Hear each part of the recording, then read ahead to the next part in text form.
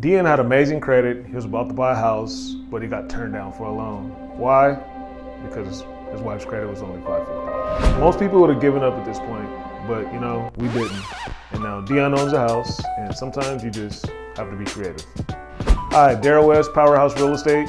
What we're going to do in this video is walk you through how a first-time home buyer was able to buy a house when his wife only had a 555 score.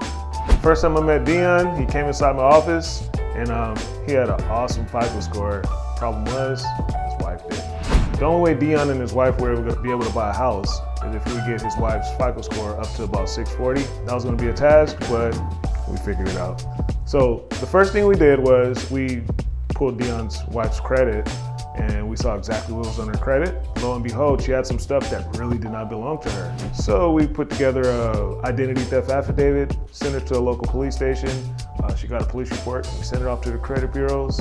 And legally, with the police report and an identity theft affidavit, the credit bureaus have to block your accounts that are in question.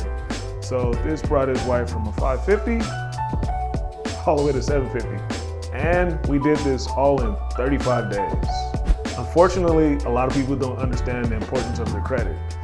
In this particular issue, she had a bunch of negative items on her credit report that wasn't even hers. So all we had to do was find the legal way to get those removed. And once we did, we were able to find her a house. Once we started looking at properties, then we found them a house. They're approved for about $600,000, and they're currently living happily ever after. Here's the kicker. We ended up in a multiple counteroffer situation, and lo and behold, we got our offer accepted because our buyer had better credit. Imagine that. So the next time someone tells you that you can't buy a house because your credit sucks, don't believe them. Just look at how we got Deon and his wife approved by just being a little bit more creative and thinking outside the box. So many people ask me, is hiring a realtor worth it? The answer is yes, if you hire the right one. Darrell West, Powerhouse Real Estate. Thanks for watching.